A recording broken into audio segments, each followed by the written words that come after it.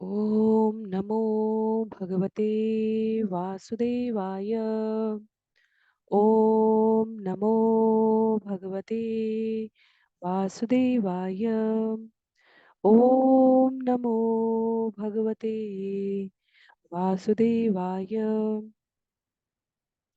हरे कृष्णा। सभी भक्तों को सादर प्रणाम। श्रीमद् भागवतम महापुराण सत्रों की इन श्रृंखला में आज सभी भक्तों का स्वागत है। हम सभी यहाँ पर श्रीमद् भागवतम महापुराण को अंतर्राष्ट्रीय कृष्ण भावनामृत संघ के संस्थापक आचार्य कृष्ण कृपामूर्ति श्री श्रीमद् अभय चरणारविंद भक्ति वेदांता स्वामी शिल प्रभुपाद की पुस्तक के माध्यम से भक्तों के संग श्रवण और पठन करने का प्रयास कर रहे हैं। जैसा कि सत्रों का प्रारूप है, वर्तमान विषय वस्तु का संक्षिप्त अवलोकन, तत्पश्चात मंगलाचरण, उसके बाद एक एक श्लोक का वाचन और अनुवाद श्रवण और पठन करते हुए हम सभी इस सत्र में आगे बढ़ेंगे। वर्तमान विषय वस्तु के संदर्भ में बहुत ही संक्षिप्त प्रस्तुतिकरण के पुनरावृत्ति के रूप में यदि हम स्मरण करें तो स्कंद 10 अध्याय 69, जहां पूर्ण पुरुषोत्तम भगवान श्री कृष्ण के द्वारा अपनी हजारों रानियों के संग प्रतिदिन गृहस्थ जीवन का निर्वहन कैसे किया जाता है, उसकी एक झलक सुखदेव गोस्वामी महाराज परीक्षित को बताते हैं कि नारद मुनि ने एक महल से दूसरे महल में द्वारका के भ्रमण करते हुए देखी। द्वारका अपने 9 लाख भवनों के लिए, राजमहलों के लिए प्रसिद्ध था और उनमें से हजारों महलों में भगवान की दासियां रहती थी।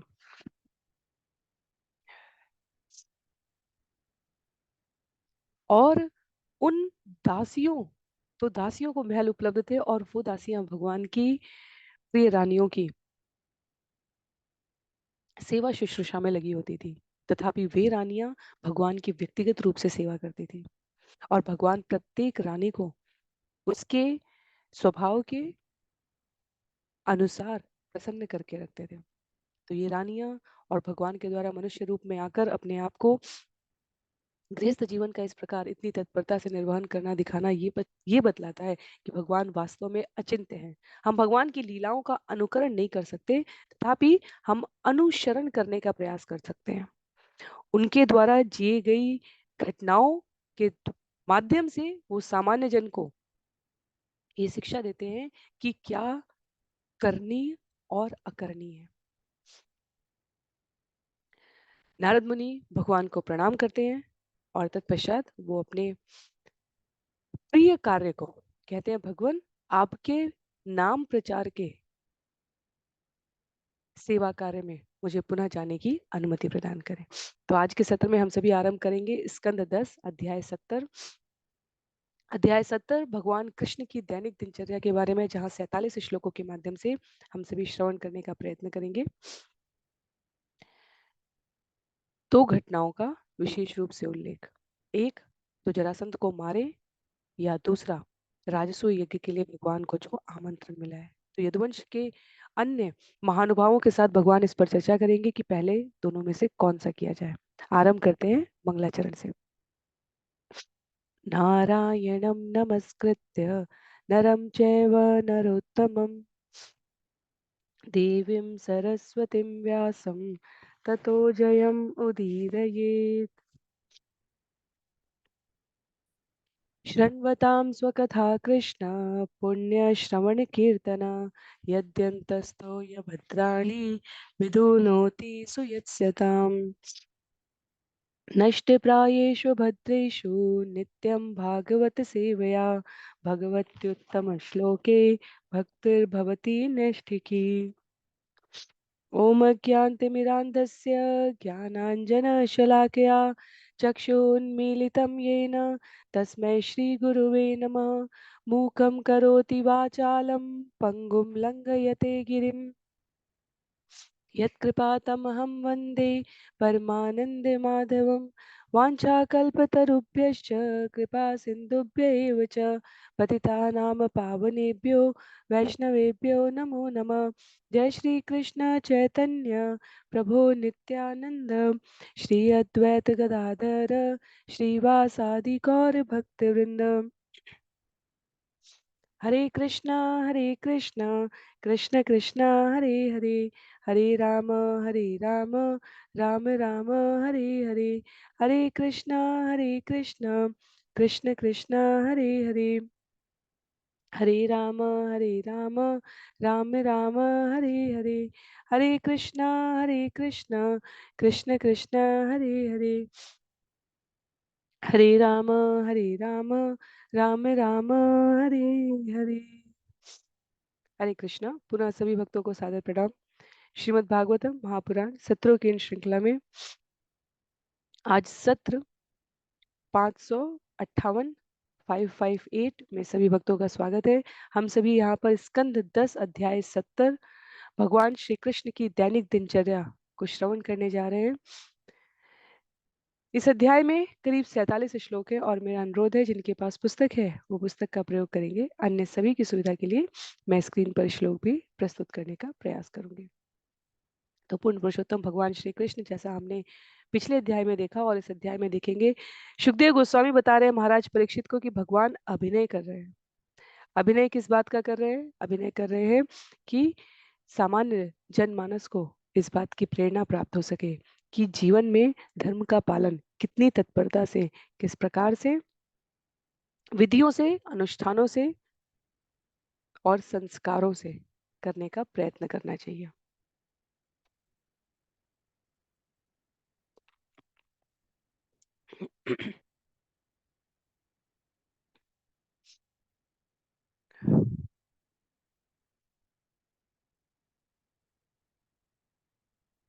श्री शुक उवाच अथो शशि उपवृत्तायां कुक्कुटान् कूजतोऽशपन् गृहीतकण्ठय पतिभिः माधव्य विरहातुरा। सुखदेव गोस्वामी ने कहा, जैसे जैसे प्रभात निकट आने लगा वैसे वैसे भगवान माधव की सारी पत्नियां जो पति द्वारा गले में आलंगित थी, बांग देते मुर्गे को कोसने लगी।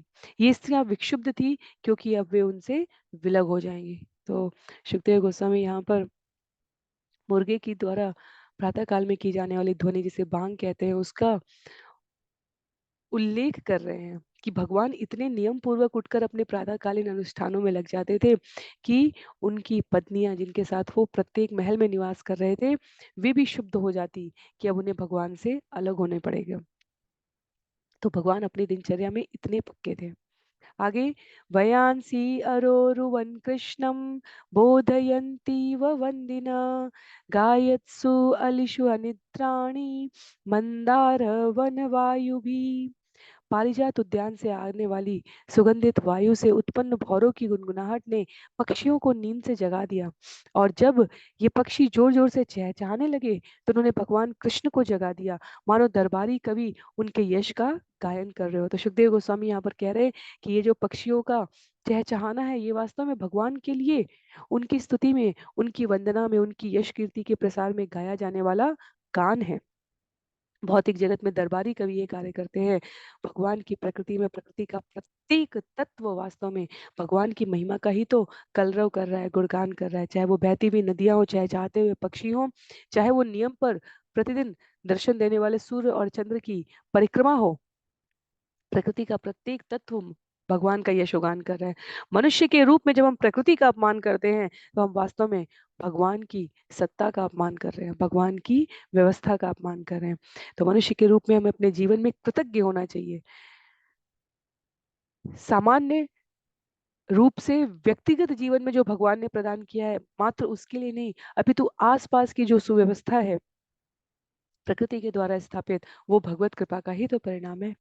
श्लोक संख्या 3 में कह रहे हैं, मूर्हुतम तम तु वैदर्भी नामृष्य शोभिनम परिरंभण विश्लेषा प्रिय बाह्यंतरम गता।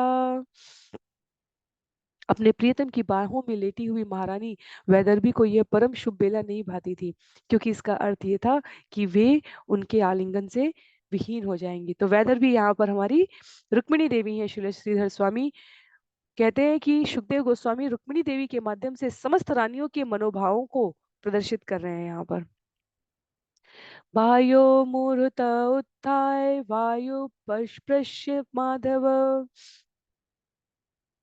बाह्यो मुहूर्त उत्थाय वारी उपस्पर्श्य माधव दध्यो प्रसन्न कर्ण आत्मानं तमसः परम् एकं स्वयं ज्योति अनन्यमव्ययम् स्वसंस्थया नित्यनिरस्तकल्मषम् ब्रह्माख्यमस्योद्भवनाशहेतुभिः स्वशक्तिभिलक्षितभावनिवृत्तिभिः।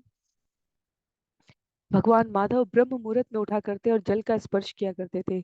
तब स्वच्छ मन से वे एकाकी आत्म प्रकाशित अनन्य तथा अच्युत परम सत्य ब्रह्म रूप स्वयं का ध्यान करते, जो स्वभाव से ही सारे कल्मश को दूर करने वाला है और जो अपनी उन निजी शक्तियों के द्वारा जो इस ब्रह्मांड का सृजन और संहार करती हैं अपना ही शुद्ध तथा आनंदमय स्वरूप प्रकट करता है। तो स्वयं को जानने के, जिसे आत्मतुष्ट स्वराट कहा गया है, वो भगवान स्वयं के बारे में चिंतन करते। सामान्य जीवों को प्रेरणा है कि हमें भगवान का चिंतन करना चाहिए। भगवान स्वयं के ऊपर चिंतन करते क्योंकि उनके लिए अतिरिक्त वस्तु, व्यक्ति, स्थिति, स्थान उनसे परे कुछ है ही नहीं। कहते हैं हमारे यहाँ पर आचार्य विश्वनाथ चक्रवर्ती ठाकुर, जिसे भगवान की अंतरंगा शक्ति लादनी देवी की कृपा प्राप्त होती है, वही ब्रह्म या परम सत्य के स्वभाव को समझ सकता है। और ये जो समझ है, इसे ही कृष्ण भावनामृत कहते हैं। कृष्ण भावनामृत का अर्थ क्या हुआ? हमारे जीवन की प्रत्येक गतिविधि में भगवान के नाम, रूप, गुण, लीला, इनका जाप, इनका सतत चिंतन, इनका स्मरण चल रहा हो और हम इस जगत में दिए गए उत्तरदायित्व पूर्ण कार्यों को भगवान का कर्ता भोक्ता स्वरूप जानते हुए अपने हृदय के शुद्धिकरण के लिए, उनकी प्रसन्नता के लिए व्यवहार और कार्य रूप में परिणत करें। आगे कहते हैं श्लोक संख्या 6 में भगवान की दिनचर्या बताते हुए सुखदेव गोस्वामी, अथाप्लुतोऽम्भसीयम्ले यथा विधि क्रियाकलापं परिधाय वाससि चकार सन्दोपगमादिसत्तमो हुता नलो ब्रह्म जजाप वाग्यत। तब पुरुषों में अत्यंत साधु सदृश भगवान कृष्ण पवित्र जल में स्नान करते, अपने अधोवस्त्र तथा ऊपरी वस्त्र पहनते और प्रातःकालीन पूजा इत्यादि सारे नियमित क्रियाकलाप संपन्न करते। फिर पवित्र अग्नि में आहुति देकर वे मन ही मन गायत्री का जप करते हैं। तो भगवान सूर्योदय के पूर्व ही आहुति डाल चुके हैं। श्रील श्रीधर स्वामी इंगित करते हैं यहाँ पर कि कर्म मुनि की शिष्य परंपरा में आने वाले भगवान, जिन्होंने अवतार अपने आप को प्रकट किया है, वो सूर्योदय के पूर्व अग्नि में आहुति डालकर गायत्री मंत्र का जाप कर रहे हैं। आगे श्लोक संख्या 7, 8 और 9 में उपस्थायार्कमुद्यन्तं तर्पयित्वात्मनः कला देवान् ऋषीन् पितॄन् वृद्धान् विप्रान् चात्मवान् धेनूनां रुक्मशृङ्गीनां साध्वीनां मौक्तिकस्रजां पयस्विनीनां गृष्टीनां सवत्सानां सुवाससां ददौखुप्यखुराग्राणां क्षौमाजिनतिलः सह अलङ्कतेभ्यो विप्रेभ्यो बध्वं बध्वं दिने दिने। प्रतिदिन भगवान उदय होते सूर्य की पूजा करते और अपने अंश रूप देवताओं, ऋषियों तथा पितरों का तर्पण करते। तत्पश्चात आत्म समृद्ध भगवान अपने गुरुजनों तथा ब्राह्मणों की ध्यान पूर्वक पूजा करते। वे सुवस्त्राभूषित ब्राह्मणों को पालतू तथा शांत गौओं का झुंड दान में देते, जिनके सींग सोने से मड़े होते और गले में मोतियों की मालाएं रहती थी। ये गौवें सुंदर वस्त्रों से भी विभूषित रहती और उनके खुरों के अगले हिस्से चांदी से मड़े होते। ये प्रचुर दूध देने वाली तथा एक बार वाली होती और इनके साथ इनके बछड़े होते। भगवान प्रतिदिन 13,084 गौवों के अनेक झुंड विद्वान ब्राह्मणों को देते और साथ में मलमल, मृगचर्म तथा तिल भी दान में देते।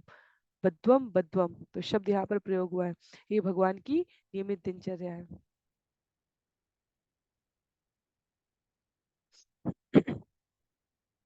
यहाँ 13,084 गायों के संदर्भ में स्पष्टीकरण देते हुए आचार्य ने लिखा है कि श्रील श्रीधर स्वामी ने कई शास्त्रों से उद्धरण दिए हैं कि प्राचीन युग में महान संत या राजा 107 बद्व, बद्व यहाँ पर संख्या सूचक है, जिसमें 13,084 की संख्या बताई है, ये एक इकाई है। और इस तरह यज्ञ में जिसका नाम मंजार है, 107 बद्व का अर्थ है 107, 107 ऐसी कुल 13,084 गायों की इन संख्या में, अर्थात ब्राह्मणों में के इस दान, नियमित दान देने के क्रम में अनेक झुंड दान में दिए जाते हैं और सब अलंकृत करके दिए जाते हैं, जो उस समय की संपन्नता को प्रदर्शित करती है। श्लोक संख्या 10 में आगे बताते हैं, गो विप्रदेवता वृद्ध गुरुन् भूतानि सर्वश नमस्कृत्य आत्मसंभूति मंगलानि समस्पृश्य। भगवान कृष्ण गौओं, ब्राह्मणों तथा देवताओं, अपने वरेष्ठ जनों तथा गुरुओं और समस्त जीवों को जो उन परम पुरुष के ही अंश रूप है नमस्कार करते, तब वे शुभ वस्तुओं का स्पर्श करते हैं।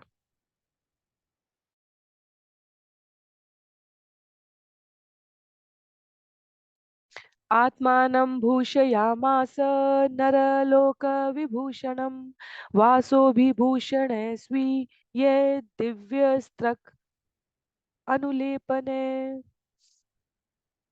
वे मानव समाज के आभूषण स्वरूप अपने शरीर को अपने विशेष वस्त्रों तथा रत्नों से और दैवी फूल मालाओं एवं लेपों से सजाते हैं।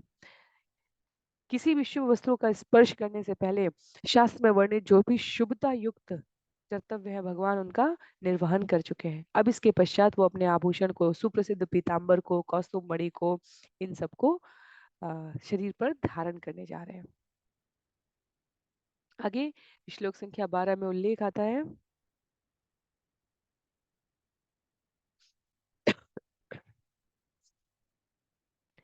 अवेक्ष्याज्यं तथादर्शं गोवृषद्विजदेवता कामांश सर्ववर्णानां पौरान्तपुरचारिणां प्रदाप्य प्रकृति कामे प्रतोष्य प्रत्यनंदत। तब वे घी दर्पण गौवों तथा सांडों ब्राह्मणों और देवताओं की ओर देखते और आश्वस्त होते कि महल के भीतर तथा पूरे नगर में रहने वाले सभी जातियों के लोग इन उपहारों से संतुष्ट तो हैं। तत्पश्चात अपने मंत्रियों की इच्छाओं को पूरा करते, उनका अभिवादन और सत्कार करते।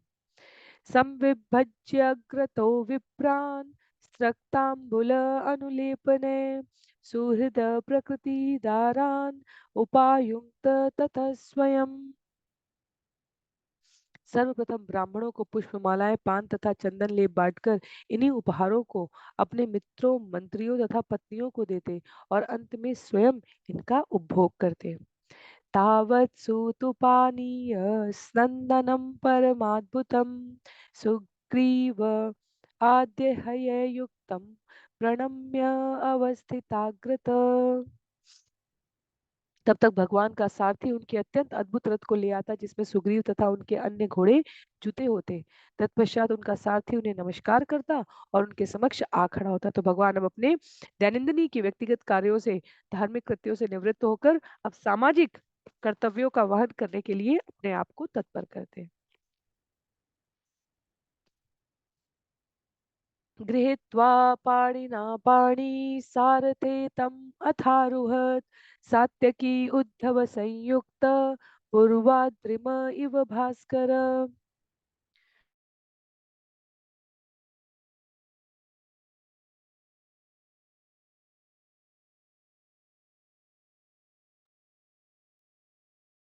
अपने सारथी के हाथों को पकड़कर भगवान कृष्ण सात्यकी तथा उद्धव के साथ साथ रथ पर इस तरह चढ़ते मानो सूर्य पर्वत के पूर्व के पर्वत उदयांचल पर उदय हो रहा हो।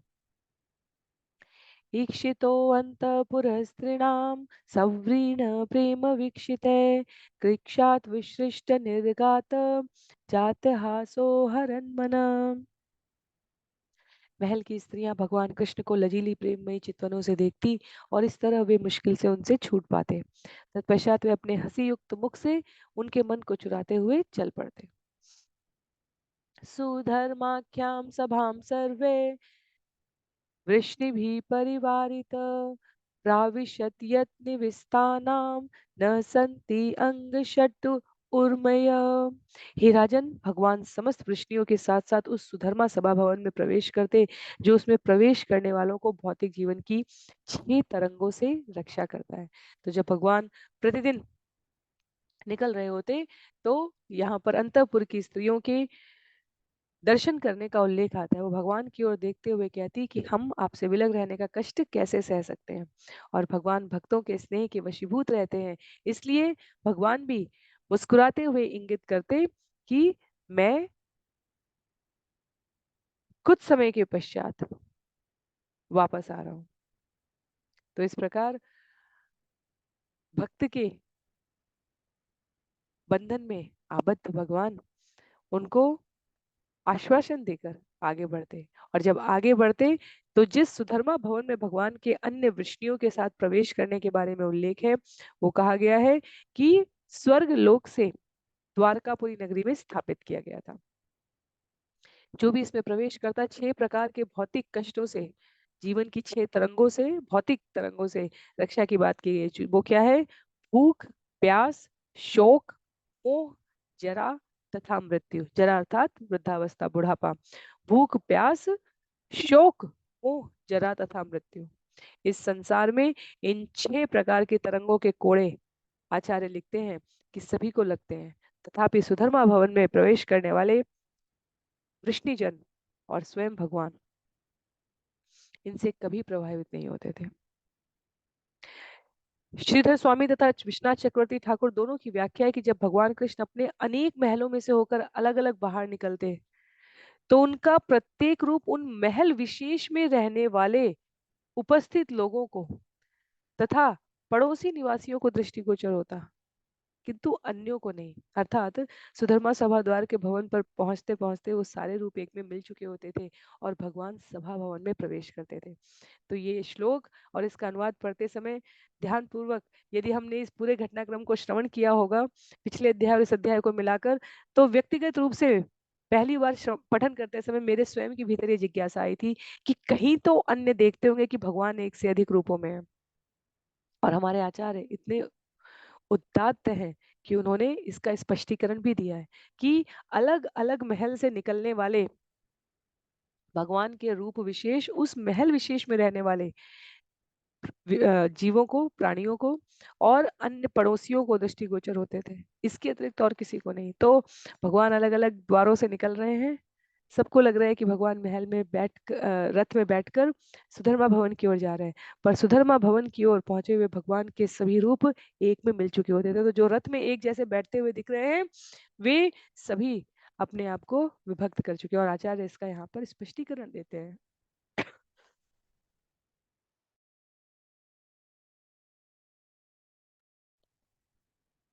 आगे श्लोक में 18वें श्लोक में कहते हैं, तत्रोपविष्ट परमासने विभु बभो स्वभाषा ककुभो अवभासयन् वृत्तो नृसिंहे यदुत्तमो यथो दुराजो दिवितारकागणे।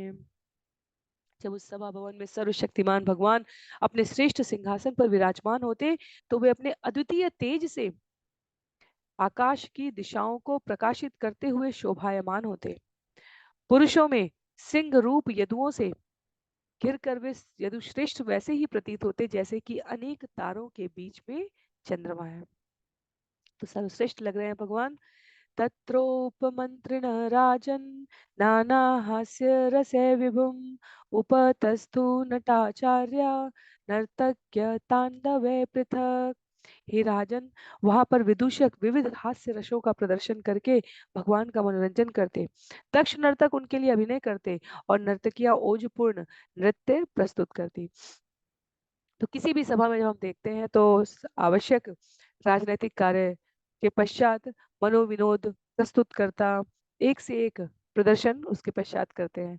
सामान्यतः ये वो स्थान है जहां गंभीर कूटनीतिक, राजनीतिक, सामाजिक, आर्थिक, विदेश नीति इन सब की चर्चा के पश्चात मनोरंजन के समय के लिए, अर्थात जितनी भी प्रकार की चिंता, जितने भी प्रकार के गंभीर दर्शन प्रदर्शन चिंतन हुए हो, उसके पश्चात शुद्ध विशुद्ध मानसिक स्वास्थ्य की समुन्नति के लिए मनोविनोदपूर्ण कार्य भी प्रस्तुत होते हैं। और जब ऐसा होता तो क्या होता?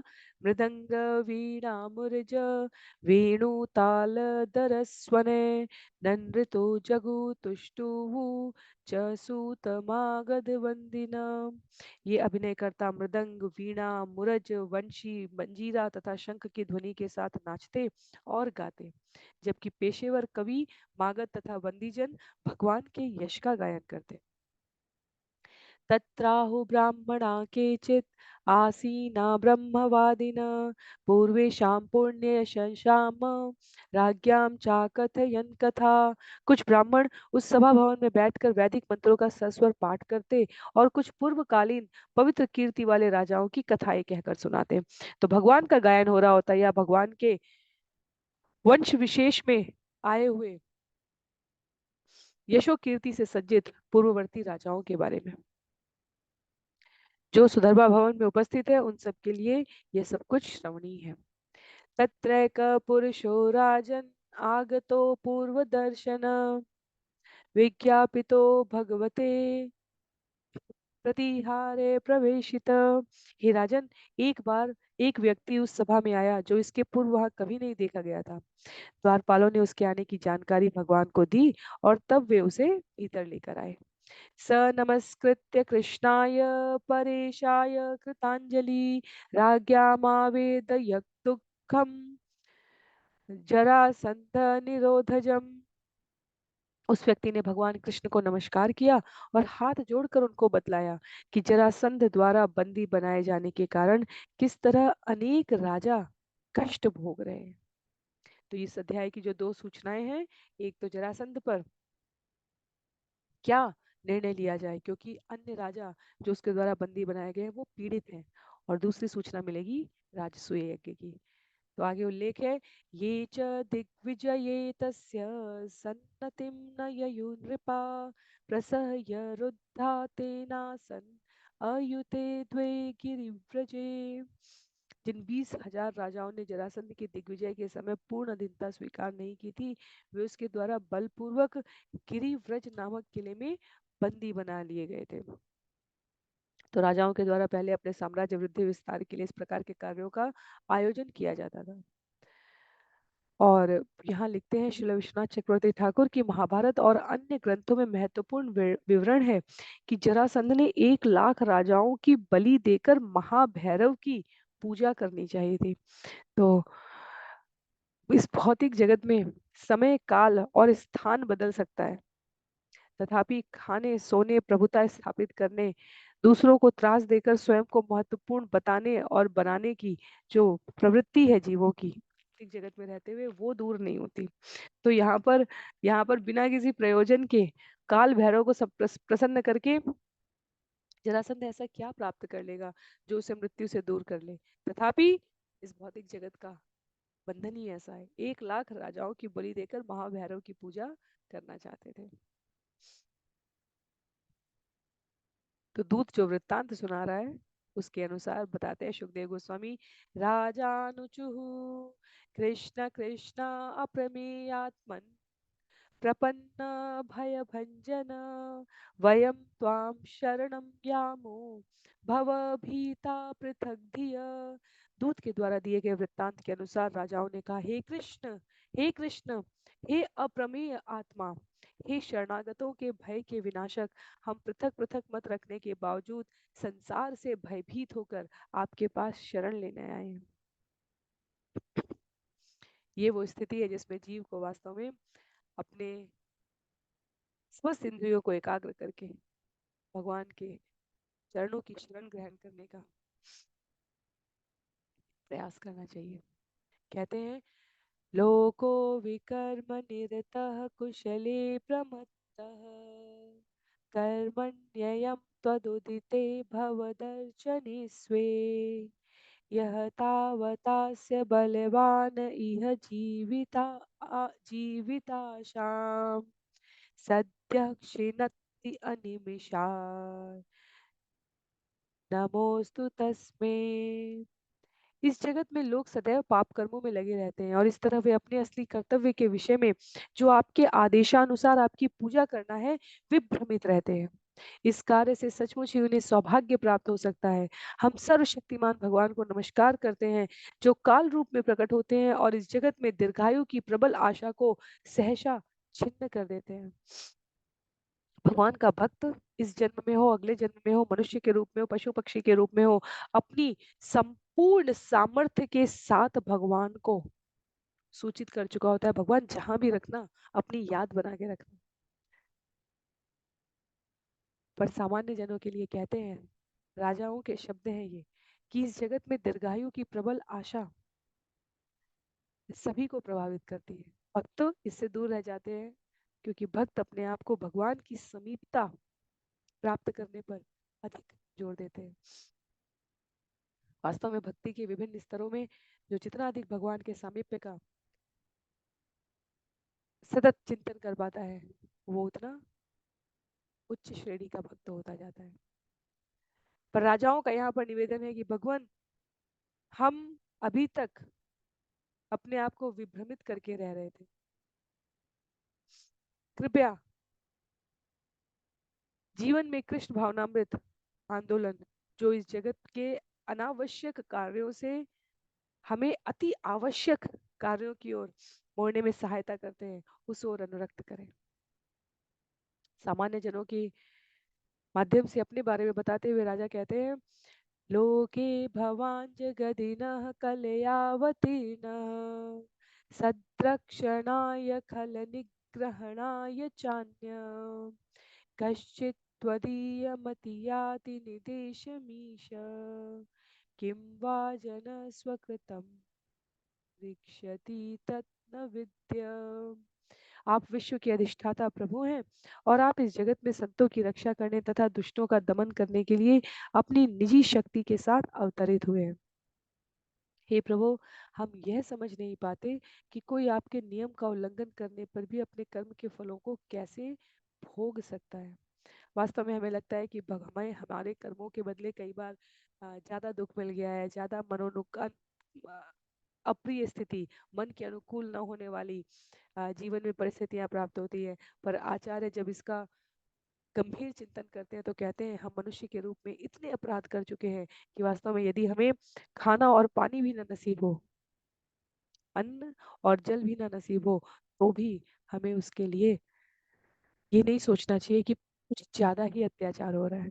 तो अनजाने में कितने अपराध हो रहे हैं हमें उसकी सूचना ही नहीं है। जाने में किए गए अपराध को इसलिए शास्त्र कहते हैं कि सावधानी पूर्वक बचने का प्रयत्न करना चाहिए। जरासंध से पीड़ित ये राजा सोच रहे हैं और समझ नहीं पा रहे हैं कि जो संत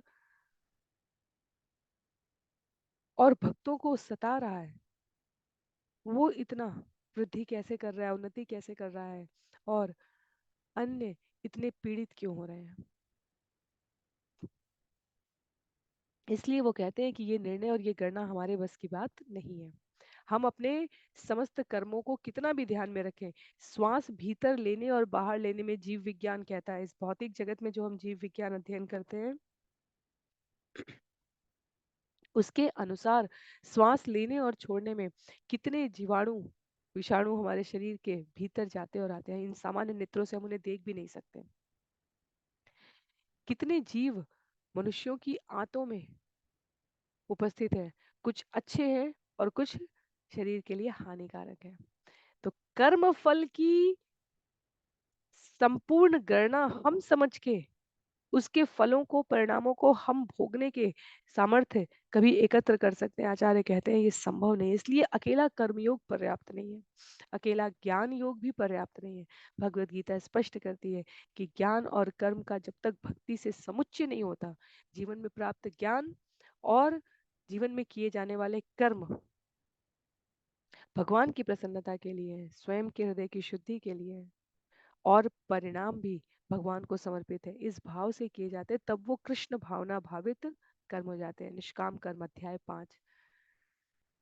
तो जो संपूर्ण शरण ग्रहण कर लेता है वो तुरंत पाप पूर्ण जीवन के फलों के प्रति निश्चेष्ट हो जाता है। राजागण कहते हैं भगवान, हो सकता है कि हम ऐसी दयनीय स्थिति में अपने कर्मों की वजह से आए हैं और हमारे कर्मों ने जरासंध को हमें कष्ट देने के लिए नियुक्त भी किया हो।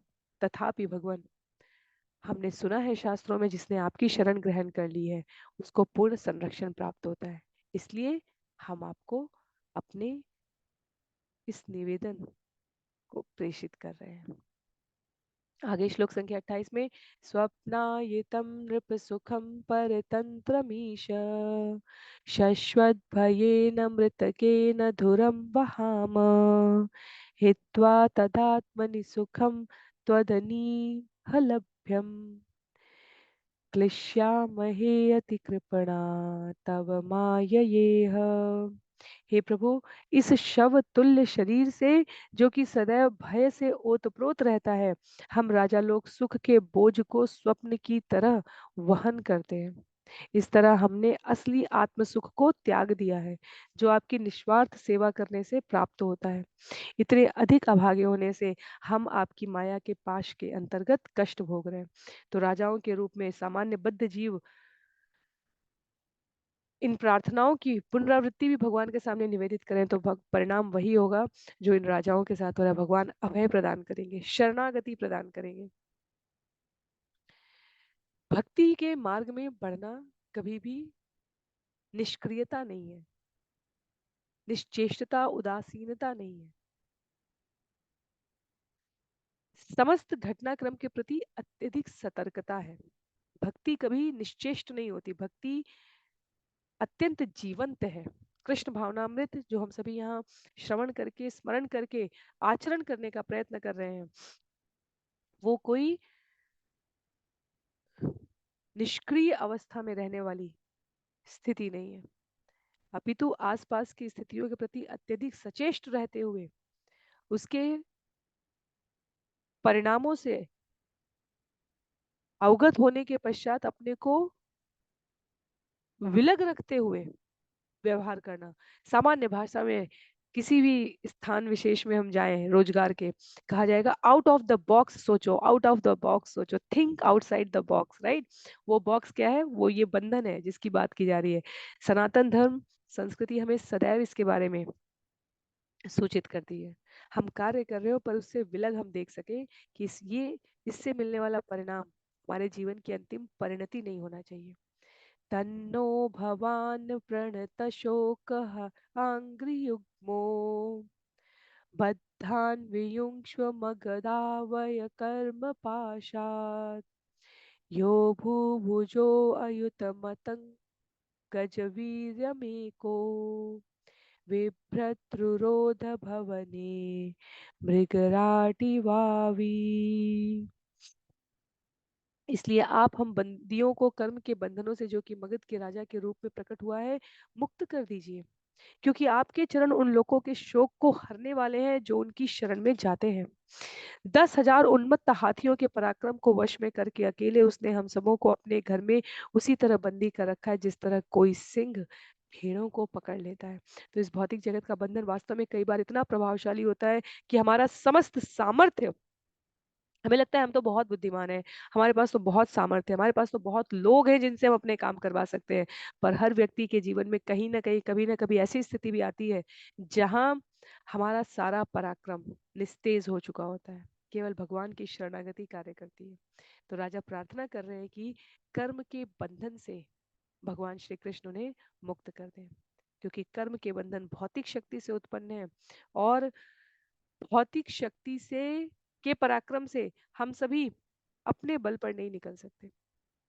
जब कोई कहता है ना कि मुझे वजन कम करना है या मैं अगले दिन से प्राणायाम करूंगा, अगले दिन से मैं खाने पे ध्यान दूंगा या दूंगी, वास्तव में और फिर कुछ समय, कुछ हफ्ते, कुछ महीने के पश्चात कहता है वो अगला दिन कभी आया ही नहीं। कई बार कुछ लोगों का अगला दिन पूरे जीवन नहीं आता किसी भी अच्छे कार्य को, अच्छी आदत को शुरू करने से पहले। क्यों?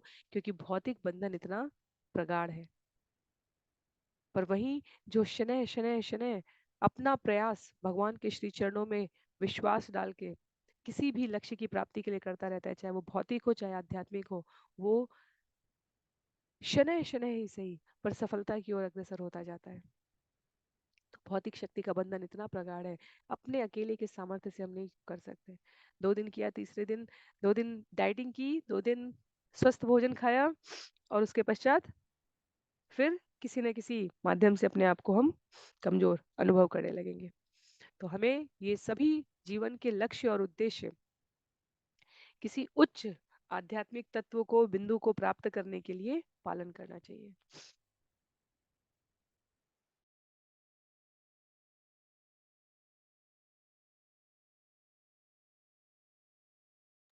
यो वै त्वया यो वै त्वया द्विनवकृत्व उदात्त चक्र भग्नो मृधे खलु भवन्तमनन्तवीर्यम् जित्वा नृलोकनिरतं सुकृदूढदर्पो युष्मत्प्रजा नोजीत तद्विदेही। हे चक्रधारी, आपकी शक्ति अथाह है और इस तरह आपने जरासंध को युद्ध में 17 बार कुचला है, किंतु मानवीय कामकाज में लीन होने से आपने उसे आपको पराजित करने का एक बार अवसर दिया है। अब वह गर्व से इस कदर फूला हुआ है कि आपकी जनता रूप हम सबों को सताने का दुस्साहस कर रहा है। हे अजित, आप इस स्थिति को सुधारें। तो हम सभी ने श्रवण किया था कि कैसे जरासंध हर बार भगवान के लिए सेनाओं का समूह इकट्ठा करके लाता और उसके बाद भगवान जितनी आवश्यकता है उतना कार्यक्रम का आयोजन समापन करते और फिर जरासंध को जाने देते, फिर जरासंध इकट्ठा करके लाता। एक प्रकार से भगवान की योजना में सहायता ही कर रहा था। और जब मुचुकुंद का उद्धार करने की घटना थी, वहां हमने देखा था कि कैसे भगवान ने प्रतीकात्मक रूप से ऐसा दिखाया कि जरासंध ने उनको पराजित कर दिया है। तो मानवीय जगत के भीतर क्रीड़ा करने में संलग्न भगवान मानवीय राजा की तरह अभिनय कर रहे हैं, 17 बार पराजित करके एक बार विजयी होने का भी अवसर दे रहे हैं। राजा लोग यहाँ पर स्मरण करा रहे, भगवान हम आपके शरणागत हैं। आपके द्वारा स्वयं को इस प्रकार पराजित दिखलाने के पश्चात जरासंध का गर्व असाधारण स्थिति पर पहुंच चुका है। वो अपने आप को अत्यंत शक्तिशाली समझ रहा है। आपके मानवीय आचरण को, जिसे आपने 18वें युद्ध में प्रदर्शित किया भगवान, वो जानता है कि अपनी शक्ति, क्षमता, साधन, अधिकार से वो कभी आपको परास्त नहीं कर सकता। तथापि क्योंकि वो आपकी सर्वोच्चता को नहीं स्वीकार करता, इसलिए उसे ऐसा लगता है कि आपकी हार की ये जो प्रतीति है ये वास्तव में सत्य है, जबकि हम जानते हैं कि ये जरासंध की भौतिक शक्ति, प्रतिष्ठा का गर्व कितना क्षणिक है। अंतिम शरणागति, आश्रय स्थल आपके श्री चरणों में है और इसलिए हम आपकी सत्ता के अधीन होना चाहते हैं भगवान। हमें जरासंध की सत्ता से मुक्त करें। वास्तव में ये राजा प्रतीक है भक्त के, साधक के, संतों के, मनीषियों के, जो भगवान से हर्षण कहते हैं। भगवान आपके इस भौतिक जगत में हम स्वयं के प्रयास से नहीं जीत सकते भगवान। ये कोई नकारात्मक, नैराश्य युक्त बात नहीं है। मनुष्य के रूप में जीने के लिए, चाहे जिस भी संस्कृति और सभ्यता ने उन्नति की है इस भौतिक जगत में, एक निश्चित प्रकार का व्यवहार और आचरण आवश्यक रहा है। जब भी कोई अपनी इंद्रियों के वशीभूत होकर उच्छृंखल जैसा व्यवहार करता है, चाहे वो व्यक्ति हो, चाहे व्यक्तियों का समूह हो, पूरा समाज हो, तब तब अनीति और अनाचार का प्रादुर्भाव होता है। तो एक आचार संहिता तो मनुष्यों को चाहिए ही, और भगवान स्वयं प्रकट होकर अपनी लीलाओं के माध्यम से उस आचार संहिता को प्रस्तुत करे। तो राजाओं का जो यहाँ पर भगवान के समक्ष निवेदन है, वो वास्तव में हम जीवों की भी भगवान के श्री चरणों में प्रार्थना होनी चाहिए। दूत राजाओं के इस कथन को आगे बताते हुए कहते हैं, दूत उवाच इति मागध संरुद्धा भव दर्शन कांक्षिण प्रपन्ना पादमूलम ते दीनानां शम विधीयताम। दूत ने आगे कहा, यह जरासंध के द्वारा बंदी बनाए गए राजाओं का संदेश है। वे सभी आपके दर्शनों के लिए लालायित हैं, क्योंकि उन्होंने अपने को आपके चरणों में समर्पित कर दिया है। कृपा करके इन बेचारों को सौभाग्य प्रदान करें। दूत वास्तव में जैसे भगवान का प्रतिनिधि होता है हमारे जीवन में गुरु, वैसे ही ये राजाएं वो बद्ध आत्माएं हैं जिनको गुरु निवेदन करके भगवान के श्री चरणों में संलग्न कर रहा है। जब भी गुरु शिष्य परंपरा की बात की जाती है तो क्या वर्णन आता है, हमें इसका पालन करना चाहिए, अपने गुरु को, वो गुरु अपने गुरु को, और इस प्रकार से हम भगवान के समक्ष अपने आप को निवेदित करें। इसका उद्देश्य क्या होता है? इसका उद्देश्य ये होता है कि जीव इस अधीनता को स्वीकार करने का, शरणागति की अधीनता को स्वीकार करने का जीवन में अभ्यास करता है। और उस अभ्यास का परिणाम ये होता है कि जीव शरणागति में अंतर कर पाता है कि इस भौतिक जगत के द्वंद्वों में अपने आप को शरणागत करना है या भगवान के श्री चरणों में। जो अपने दिन प्रतिदिन की गतिविधियों में भगवान के श्री चरणों में समर्पित है, उनको स्मरण करके अपने कार्यों को उत्तरदायित्व के रूप में संपादित करता है, वो इस जगत के किसी भी झंझावात में मुक्त रहता है, क्योंकि भगवान योग क्षेम वहां में हम का उसको आश्वासन दे रहे हैं भगवत गीता में। श्लोक संख्या 32 में कहते हैं, श्री शुकुवाच राजदूते ब्रुवती एवं देव ऋषि परम द्युति पिंगजटाभारम प्रादुरासीत यथा रवि। सुखदेव गोस्वामी ने कहा, जब राजाओं का दूत इस तरह बोल चुका तो देवर्षि नारद सहसा प्रकट हुए। सिर पर सुनहरे रंग की जटा धारण किए परम तेजस्वी ऋषि प्रकाशमान सूर्य की तरह लग रहे थे। तम दृष्ट्वा भगवान कृष्ण सर्वलोकेश्वरेश्वर ववंद उत्थित शेषना ससभ्य सानुगो मुदा। भगवान कृष्ण जो ब्रह्मा तथा शिव जैसे लोकेश्वरों के भी पूज्य स्वामी हैं, फिर भी ज्यों ही उन्होंने नारद मुनि को आते देखा तो वे अपने मंत्रियों तथा सचिवों समेत महर्षि का स्वागत करने तथा अपना सिर झुकाकर उन्हें सादर नमस्कार करने के लिए सहर्ष खड़े हो गए। तो भगवान ने पुनः यहाँ पर अपना व्यवहार आचरण उन्नत राजा के रूप में, विद्वत जन के रूप में प्रस्तुत किया है। ऋषि के आगमन पर भगवान ने स्वयं उठकर अभिवादन किया है। सभा जयित्वा विधिवत कृत आसन परिग्रहम बभाषे सुनृतय वाक्ये श्रद्धया तर्पयन मुनि। जब नारद उन्हें निवेदित किया गया आसन ग्रहण कर चुके तो भगवान ने शास्त्रीय विधियों से मुनि का स्वागत किया और सम्मान पूर्वक तुष्ट करते हुए उनसे निम्नलिखित सत्यनिष्ठ तथा मधुर शब्द कहे। क्या कहा? अपि स्वित अद्य लोकानां त्रयाणाम अकुतो भयम् ननु भूयान भगवतो लोकान पर्यटतो गुण। भगवान कृष्ण ने कहा, यह निश्चित है कि आज तीनों लोगों ने समस्त भय से मुक्ति प्राप्त कर ली, क्योंकि यह आप जैसे सारे लोगों में स्वच्छंद विचरण करने वाले महापुरुष का प्रताप है। तो जब जीवन में संत आ जाता है, साधु आ जाता है, गुरु की कृपा आ जाती है, तो वास्तव में सभी प्रकार के भय से मुक्ति मिल जाती है। और भगवान कृष्ण उसी को यहाँ पर निवेदित कर रहे हैं। कहते हैं, हे नारद मुनि, आप उपस्थित हैं, इसका अर्थ है कि अब सामान्य जनों में कोई कोई त्रास शेष नहीं रह गया होगा। आपकी उपस्थिति मात्र ही सभी प्रकार की शुभता का सूचक है। और कहते क्या है आगे, नहीं ते अविदितम किंचित लोकेषु ईश्वर कर्तृषु अथ पृक्षामहे युष्मान पांडवानां चिकीर्षितम। ईश्वर की सृष्टि के भीतर ऐसी कोई वस्तु नहीं जो आपको ज्ञात न हो, अतएव कृपा करके हमें बतलाएं कि पांडव क्या करना चाहते हैं। तो वास्तव में देखा जाए तो नारद मुनि ने तो अभी मुंह भी नहीं खोला था, लेकिन भगवान को पता था कि नारद मुनि क्या कहने आ रहे हैं। तो नारद मुनि अब अपने वचनों को धृत करेंगे। श्री नारद उवाच दृष्ट्वा मायाते बहुशो दुरत्या माया विभो विश्वसृजश्च मायिनम् भूतेषु भूमश्चरत स्वशक्तिभिः वह्ने इव क्षन्न रुचो न मेद्भुतम्। श्री नारद ने कहा, हे सर्वशक्तिमान, मैं आपकी माया की दुर्लंघ शक्ति को जिसने ब्रह्मांड के सृष्टा ब्रह्मा तक को जिससे ब्रह्मांड के सृष्टा ब्रह्मा तक को आप मोहित कर लेते हैं, कई बार देख चुका हूँ।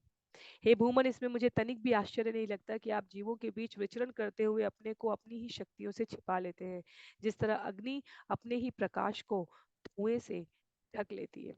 तो कितनी कितनी सुंदर और व्यवहारिक उपमा है। भगवान इस जगत में सभी प्राणियों के भीतर है। जब हम लोग गर्भोदक्षाई, कारणोदक्षाई, क्षीरोदक्षाई और उससे ऊपर महाविष्णु, उससे ऊपर विभिन्न विस्तार क्रम में पहुंचते हुए अंततः उस सीढ़ी में ऊपर जाते हैं, तब हमें पूर्ण पुरुषोत्तम भगवान श्री कृष्ण का नाम मिलता है। और नारद मुनि कहते हैं कि सबके हृदय में निवास करते हुए भी आप अपनी शक्तियों को छुपाने में सक्षम है, जैसे अग्नि अपना प्रकाश अपने ही द्वारा व्याप्त धुएं से ढक लेती है। तो भौतिक जगत का ऐसा आवरण आपने समस्त जीवों के अवचेतन मस्तिष्क पर स्थापित कर रखा है भगवान, कि वो आपके उपस्थित होने की उपस्थिति को अपने भीतर अनुभूत नहीं कर पाते। यदि हम जान जाएं कि कोई हमें हर समय देख रहा है, जानते हैं हम, कुछ हद तक मानते भी हैं, पर समझकर आचरण नहीं कर पाते। यदि हम ये देख रहे हो कि हम झूठ बोल रहे हैं, झूठ हमारे मुंह से निकलने से पहले भगवान की उपस्थिति को लांघ चुका है।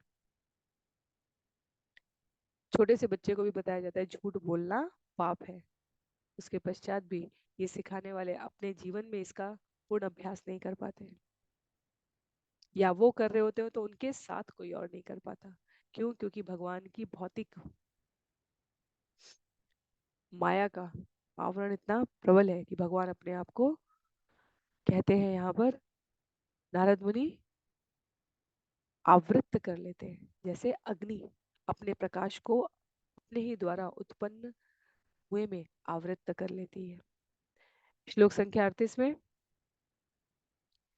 भवेहितं कोऽर्हति साधु वेदितुं स्वमाययेदं सृजतो नियक्षत यद्विद्यमानात्मतयावभासते तस्मै नमस्ते स्वविलक्षणात्मने। भला आपके उद्देश्य को सही सही कौन समझ सकता है? अपनी भौतिक शक्ति से आप इस सृष्टि का विस्तार करते हैं और फिर इसे अपने में लीन कर लेते हैं, जिससे प्रतीत होता है कि इसका वास्तविक अस्तित्व है। आपको नमस्कार है, जिनकी दिव्य स्थिति अचिंत्य है। तो क्योंकि भगवान अभी आगे कुछ निर्णय लेने वाले हैं, इसलिए नारद मुनि उपस्थित होकर भगवान को, और भगवान को तो बता ही रहे हैं, जैसे जब वृंदावन से मथुरा आना है, जब कंस के द्वारा अक्रूर को भेजा जाना है, जब केशी दानव को आना है, उससे एक दिन पहले भागवतम कहते हैं, आचार्य और शिल प्रभुपाद कहते हैं कृष्ण पुस्तक में, कि नारद मुनि आते हैं और महिमा गुणों का वर्णन करते हुए कहते हैं, भगवान आप इसलिए आए हैं, आप इसलिए आए हैं, आपने ये किया, अब आपको ये करना है। कि कहीं भगवान ब्रजवासियों के स्नेह में इतने निमग्न न रहे कि अपने आगे की गतिविधियों को भगवान किंचित आगे बढ़ाने का विचार न करने लगे। इसलिए भगवान अपने भक्तों को, पार्षदों को ज्ञात होते हैं। तो नारद मुनि वैसे ही पार्षद हैं, जो समय समय पर आकर भगवान के इन सुंदर अद्वितीय स्वभाव का, गुणों का वर्णन करते हुए उनकी दिव्य स्थिति जो सदैव अचिंत्य है बताते हुए कहते हैं कि भगवान अब थोड़ा आगे का देखना है। इसलिए यहाँ पर तत्व चर्चा में भगवान के स्वरूप से सभी प्राणी मात्र को पुनः सूचित करते हुए कह रहे, जीवस्य यः संसरतो विमोक्षणम न जानतो नर्थवः शरीरत लीलावतारे स्वयश प्रदीपकं प्राज्वलयत्वा तमहं प्रपद्ये। जन्म तथा मृत्यु के चक्र में फंसा जीव यह नहीं जानता कि भौतिक शरीर से, जिससे उसे इतना कष्ट मिलता है, किस प्रकार छुटकारा पाया जाए। किंतु हे परमेश्वर, आप विविध स्वरूपों में इस जगत में अवतरित होते हैं और अपनी लीलाएं करके अपने यश की प्रज्वलित मशाल से जीव के मार्ग को आलोकित कर देते हैं। इसलिए मैं आपकी शरण में जाता हूँ। तो सूचित करते हैं यहाँ पर नारद मुनि अपने माध्यम से कि भगवान तो अपनी विभिन्न दिव्य लीलाएं दिखाने के लिए अवतरित हुए, अपनी अहेतुकी की कृपा से उपस्थित हुए हैं। हम जीवों के पास भगवान की वंदना करने के सिवाय अन्य कोई विकल्प नहीं है। और इसलिए हम अपनी सुंदर स्थिति का सही मूल्यांकन कर सकें, ये शास्त्र हमें मार्गदर्शन देते हैं। अथापि आश्रावये ब्रह्म नरलोक विडम्बनम राज्ञः पैत्रस्व श्रेयस्य भक्तस्य च चिकीर्षितम्।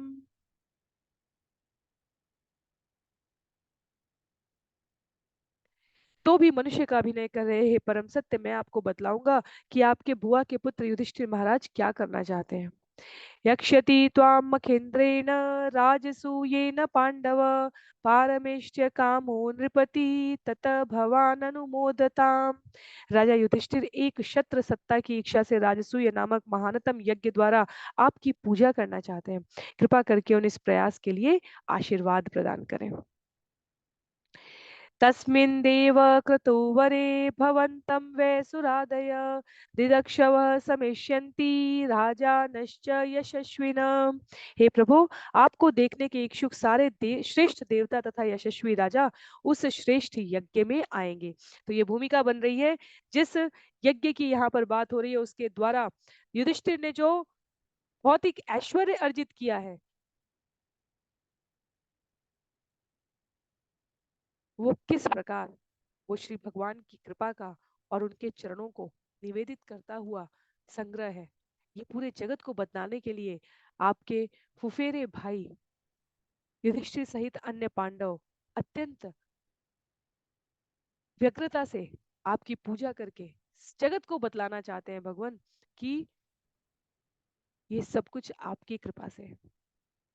तो भगवान का दर्शन करने के लिए समस्त महापुरुष आएंगे और उनके समक्ष जब राजसूय यज्ञ आयोजन होगा और भगवान को श्रेष्ठतम पद प्रथम पूजा अधिकार जो होता है वो भगवान को पांडव निवेदित करना चाहेंगे, तब जगत को यूं ही आपकी महिमा का वो दर्शन करेंगे कराएंगे। श्रवणात् कीर्तनाद्यानात् भूयन्ते अन्ते वसायिन तव ब्रह्म मयस्येष किमुते क्षाभिमर्शिन। हे प्रभु, आपके यश का श्रवण तथा कीर्तन करने से तथा ब्रह्म रूप आपका ध्यान करने से जाति से निकाले गए अंत्यज लोग भी शुद्ध हो जाते हैं। तो फिर उनके विषय में क्या कहा जाए जो आपको देखते हैं और आपका स्पर्श करते हैं। तो यहाँ पर स्पष्ट करते हैं नारद मुनि की भगवान आपके अतिरिक्त इस जगत का कुछ भी सार नहीं है। और अब एक और जहां आपको जरासंध को संभालना है, दूसरी ओर यहाँ युधिष्ठिर महाराज जगत को आपकी प्रभुता का एक अंश दिखलाना चाहते हैं। यस्यामलं दिवि यशः प्रथितं रसायां भूमौ च ते भुवन मंगल दिग्वितानम् मंदाकिनी इति दिवि भोगवतीति चाधो गंगेति चेह चरणाम्बु पुनाति विश्वम। हे प्रभु, आप सभी मंगलों के प्रतीक हैं। आपका दिव्य नाम तथा यश ब्रह्मांड के उच्चतर मध्य तथा अधोलोक सहित समस्त लोकों के ऊपर छत्र के समान फैला हुआ है। आपके चरण कमलों को प्रक्षालित करने वाला दिव्य जल उच्चतर लोकों में मंदाकिनी नदी के नाम से, अधोलोक में भोगवती के नाम से और इस पृथ्वी लोक में गंगा के नाम से विख्यात है। यह पवित्र दिव्य जल संपूर्ण ब्रह्मांड में प्रवाहित होता है और जहां भी जाता है उसे पवित्र कर देता है। तो भगवान जिस गंगा जल का आश्रय इस जगत में, भौतिक जगत में सभी धार्मिक जन शुभता के रूप में प्रयोग करते हैं, उसका मूल भगवान है। और इसलिए कहते हैं नारद मुनि यहाँ पर कि इस जगत की प्रत्येक शुभ वस्तु का जो प्रतीक तत्व हो सकता है उसका मूल तो आप हैं। सभी प्रकार की शुभता और मंगल के मूल आप हैं। जिसने नारायण को साध लिया, लक्ष्मी उसके पास सदैव रहेंगी। जो लक्ष्मी के पीछे भागेगा वो नारायण को कभी प्राप्त कर पाएगा या नहीं, इसकी कोई गारंटी नहीं है, इसकी कोई निश्चितता नहीं है। पर जिसने नारायण को साधा है, लक्ष्मी सदैव उसके पास रहेंगी। इसलिए जीव को प्रयास करना चाहिए कि वो भगवत तत्व को जीवन में आत्मसात करे। सुखदेव गोस्वामी कहते हैं, श्री शुकुवाच तत्र तेषु आत्मपक्षेषु अग्रदत्सु विजिगीषया वाचः पेशे स्मयन् भृत्यम् उद्धवं प्राह केशव। सुखदेव गोस्वामी ने कहा, जब जरासंध को हराने की इच्छा से भगवान के पक्षधर यादवों ने इस प्रस्ताव का विरोध किया, तो भगवान केशव अपने अनुचर उद्धव की ओर मुड़े और हंसते हुए उत्तम शब्दों में उनसे बोले। तो यहाँ दुविधा हो चुकी है, क्योंकि द्वारका के सुधर्मा सभा भवन में महर्षि नारद के आगमन के पूर्व भगवान क्या कर रहे हैं, अपने मंत्रियों और सचिवों से इस विषय पर चर्चा कर रहे हैं कि जरासंध के राज्य पर आक्रमण कैसे किया जाए, क्योंकि दूत ने आकर राजाओं का संदेश प्रेषित किया है। जब वे इस गंभीरतापूर्ण चर्चा में सम्मिलित थे, तब नारद मुनि का प्रस्ताव आया है कि महाराज युधिष्ठिर जो राजसूय यज्ञ का आयोजन कर रहे हैं, वो भगवान को आमंत्रित कर रहे हैं, तो भगवान हस्तिनापुर जाए। तो वृष्णियों को ये अधिक आकर्षक नहीं लगा। भगवान अपने साथियों का अभिप्राय समझ गए हैं और इसलिए वो उद्धव से मुस्कुराकर कुछ कहेंगे।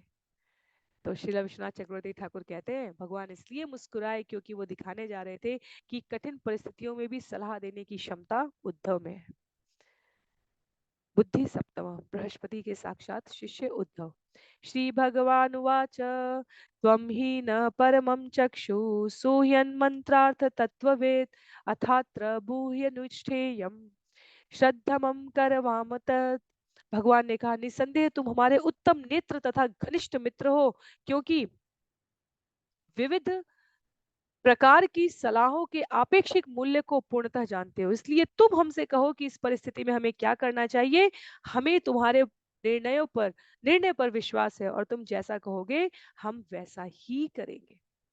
तो उद्धव के ऊपर छोड़ा है भगवान ने। इस अध्याय का अंतिम श्लोक है, जहाँ सुखदेव गोस्वामी कहते हैं, इत्युपामंत्रितो भर्त्रा सर्वज्ञेनापि मुग्धवत् निदेशं शिरसाधाय उद्धव प्रत्यभाषत। सुखदेव गोस्वामी ने आगे कहा, इस तरह अपने स्वामी द्वारा अनुरोध किए जाने पर, जो कि सर्वज्ञ होते हुए भी मोहित होने का अभिनय कर रहे थे, उद्धव ने उनके इस आदेश को शिरोधार्य किया और इस प्रकार उत्तर दिया। तो इस प्रकार श्रीमद् भागवतम के 10वें स्कंद के अंतर्गत भगवान कृष्ण की दैनिक चर्या नामक 70वें अध्याय के श्रील भक्ति वेदांत स्वामी प्रभुपाद के विनीत सेवकों द्वारा रचित तात्पर्य यहाँ पर पूर्ण हो रहे हैं। तो अध्याय यहाँ पर समाप्त हो रहा है और इसी के साथ ये सत्र भी समाप्त हो रहा है, जहां सुखदेव गोस्वामी बताते हैं कि उद्धव भगवान को भगवान के द्वारा यूं पूछे जाने पर अपने विचार प्रस्तुत करेंगे। वहां से भगवान की हस्तिनापुर यात्रा की भूमिका बनेगी। तो उसे हम सभी अगले सत्र में करने का प्रयास करेंगे। आज के लिए सत्र को यहीं पर समाप्त करते हैं। श्रील प्रभुपाद की जय, श्रील गुरुदेव की जय, अनंत कोटि वैष्णव वृंद की जय, श्रीमद् भागवतम महापुराण की जय। हरे कृष्ण।